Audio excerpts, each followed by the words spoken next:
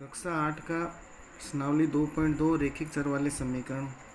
इसमें अपने को समीकरण बनानी है, उसके पश्चात उनको हल करना है। पहला प्रश्न जो है वो है, यदि आप किसी संख्या से 1/2 घटाने और उसका जो परिणाम को 1/2 से गुणा करने पर 1/8 प्राप्त होता है तो वह संख्या क्या है। तो इसने कहा कोई संख्या है जिसमें से 1/2 घटाया गया है, तो माना वह संख्या x है। उसके पश्चात मैंने उसमें से 1/2 घटा दिया, x माइनस 1/2। फिर जो परिणाम है उसको 1/2 से गुणा करना है, तो बाहर मैंने इसके परिणाम को ब्रैकेट में रखकर 1/2 से गुणा कर दिया। बराबर वो कहता है प्राप्त होता है हमको 1/8, तो बराबर में 1/8 कर दिया। अब इसको अपने आगे हल करते हैं कि 1/2 को अंदर मल्टीप्लाई करते हैं, दोनों से गुणा करते हैं। 1/2 को x से गुणा किया तो 1/2x, फिर 1/2 को 1/2 से किया तो 1/4 बराबर 1/8 चल रहा था।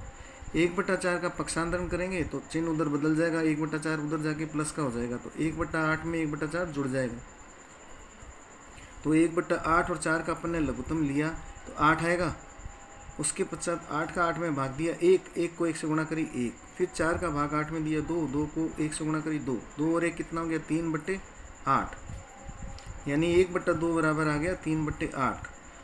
इसके पश्चात अपन अगर x के साथ कोई संख्या भाग में है तो उसको अपने गुणा में ले जाते हैं, गुणा में है तो भाग में लाते हैं। तो x बराबर निकालने के लिए ये संख्या 2 भाग में थी, इसको गुणा में ले गई 2/8। अब 2 को 8 से काटा 4, तो आंसर आया 3/4। पहला प्रश्न, यानी वह संख्या 3/4 है।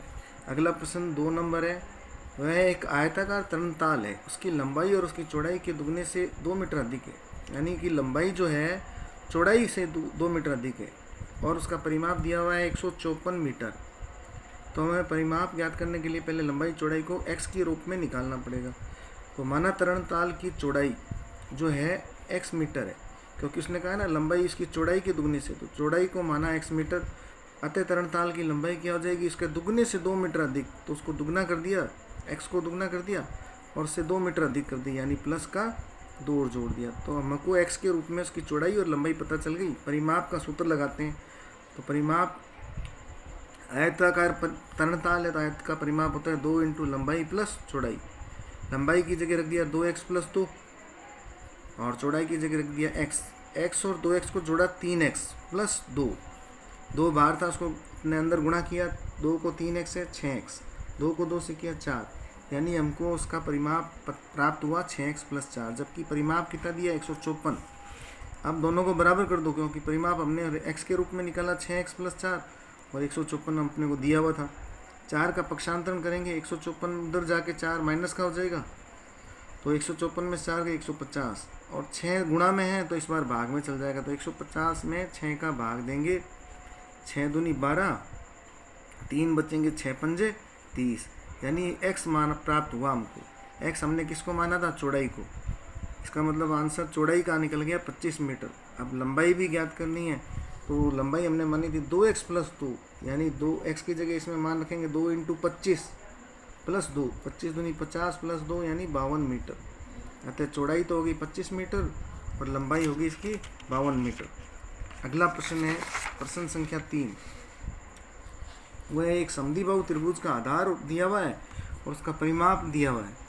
आधार उसका दिया हुआ है 4/3। ठीक है, इस प्रकार से हमने एक त्रिभुज बना लिया, ABC नाम दे दिया इसका। वो कह रहा है कि एक त्रिभुज का आधार 4/3 है, तो नीचे आधार इसका हमने लिख दिया 4/3। उसका परिमाप 4c2/5 और उसकी शेष 2 भुजाएं हैं वो बराबर है। तो बराबर भुजाओं जो AB और AC को अपन ने बराबर भुजा में मान लिया, इनका मान हमने मान लिया x है, आधार रख दिया BC। तो त्रिभुज का परिमाप जो होता है तीनों भुजाओं का जोड़, यानी AB, BC और AC का योग हो जाएगा। तो हम परिमाप निकालते हैं x के रूप में AB plus BC plus AC। AB का मान कितना है x, BC का मान कितना है 4/3 और फिर AC का मान है x को x के साथ जोड़ा तो कितना हो गया 2x और 4/3 रहा। अब परिमाप दिया हुआ था हमको 4c2/15, तो इसको पूरे परिमाप को 2x प्लस 4/3 को 4 से ही 2/15 के बराबर कर दिया। अब ये जो 4c2/15 है मिश्र भिन्न में, इसको सरल भिन्न में बदलेंगे तो 15 चौक 60 और 2 62/15, तो 2x प्लस 4/3 बराबर आ गया 62/15। अब यहाँ पक्षांतरण करते हैं, 4/3 को उधर ले जाते हैं तो 2x बराबर आ गया 62/15, माइनस का हो जाएगा 4/3 उधर चल के, इसका लघुत्तम 15 और 3 का लघुत्तम लेंगे तो हमको 15 प्राप्त होगा। एलसीएम बोल दो या लघुत्तम बोल। 15 का 15 में भाग दिया 1 को 62 से गुणा करेंगे 62, और 3 का 15 में भाग दिया 5 को 4 से गुणा करेंगे 20, 62 में से 20 गए 42/15, यानी 2x बराबर प्राप्त हो गया 42/15। x के साथ 2 गुणा में भाग में आएगा तो 42/15 भाग में आ गया तो उसको मैंने लिख दिया 1/2। 2 से इसको 42 को काटा 21 बार गया, फिर प्राप्त हुआ हमको 21/15। 21/15 को यहाँ सॉल्व किया गया है, फिर 3 से काटा गया है, नहीं 24/15 आया था, फिर इसको अपन ने काटा 3 से, तो 3 8 24 और 3 5 15, यानी 8/5 जो प्राप्त हुआ है वो बराबर त्रिभुज की बराबर भुजाएं प्राप्त हुई है। अगला क्वेश्चन है हमारा चौथा, दो संख्याओं का योग 95 दिया हुआ है। यदि एक संख्या दूसरी से 15 अधिक है, तो एक संख्या तो x है तो दूसरी 15 अधिक है, तो वो उससे 15 जोड़ देंगे उसमें, तो माना छोटी संख्या x है, तो जो 15 अधिक है वो बड़ी संख्या होगी, तो उसमें मैंने 15 इसमें प्लस कर दिया।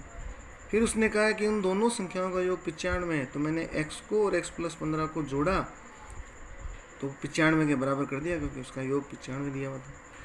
अब x को x के साथ जोड़ा 2x, और 15 का पक्षांतरण करेंगे, पहले 15 ऐसा कैसा 95, फिर 15 का पक्षांतरण किया तो 95, 15 उधर जाके माइनस में होगा, 95 से 15 माइनस किया तो कितना आ गया 80।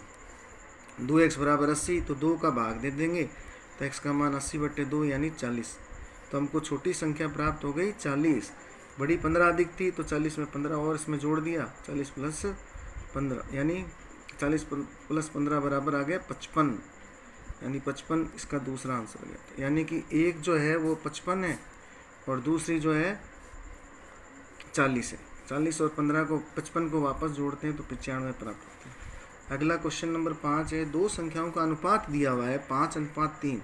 यदि उनमें अंतर है जो 18 है, यानी वो संख्याएं हमको अनुपात के रूप में दी हुई है, तो इनको एक अचर राशि से गुणा कर देते हैं तो उनका एक रूप प्राप्त हो जाता है। तो माना वह संख्या 5x और 3x है।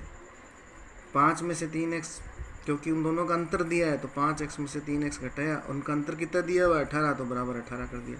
5x में से 3x गए तो कितना बचा 2x बराबर 18। 2 का भाग लगा दो 18 में तो 9 प्राप्त हुआ, यानी हमको x का मान 9 प्राप्त हुआ। संख्याएं किस रूप में थी 5x और 3x रूप में, तो 5 को 9 से गुणा करेंगे, क्योंकि x का मान कितना है 9, 5 9 45, और 3x में भी x का मान रखेंगे 9, तो 3 × 9 27, तो 45 और 27 हमको प्राप्त हुआ। 45 में से 27 घटा के देख लो तो हमारे को वापस 18 प्राप्त होगा। क्वेश्चन नंबर 6, 3 लगातार पूर्णांक संख्याओं का योग 51 है। पूर्णांक संख्याएं जो होती है वो लगातार होती है, तो वो एक जोड़ने के बाद अगली संख्या प्राप्त होती है, फिर उस दूसरी संख्या में एक जोड़ते हैं तीसरी संख्या प्राप्त होती है। तो सबसे छोटी पूर्णांक संख्या हमने मान ली x, फिर एक जोड़ा उसमें x में तो हमको दूसरी संख्या प्राप्त हो गई x + 1, फिर दूसरी संख्या में एक और जोड़ा तो x + 2, यानी वे संख्या हमको x के रूप में x + 1 और x + 2 प्राप्त हुई। उनका योग इसने 51 दिया, तो इनका योग कर दिया हमने, x का x + 1 का और x + 2 का योग कितना हो गया 51। अब सारे x को जोड़ दो, 1 2 3x है तो 3x, और 2 और 1 कितना है 3 बराबर 51। 3 का पक्षांतरण करेंगे, 51 में से 3 माइनस हो जाएंगे, घट जाएंगे, तो 51 में से 3 गया 48 प्राप्त हुआ। तो 3x बराबर 48, 3 का भाग लगा दो 48 में तो x का मान प्राप्त होगा। 3 में 48 का भाग दिया, 16 3 48, 16 बार कट जाएगा ही, तो हमारे को वे संख्याएं प्राप्त हो गई। सबसे पहली पूर्णांक संख्या हो गई 16, अगली थी x + 1, तो 16 में एक जोड़ा 17, तीसरी संख्या थी 16 + 2, यानी कि 16 में 2 जोड़ा 18, यानी वे संख्याएं लगातार जो संख्याएं हैं 16 17 18 है। इनका पुनः योग किया 6 7 13 13 और 8 21, 21 का 1 2 और 1 3, 3 और 1 4 और 1 5, 51। उनका योग 51 प्राप्त हो गया, इससे जांच हो गया।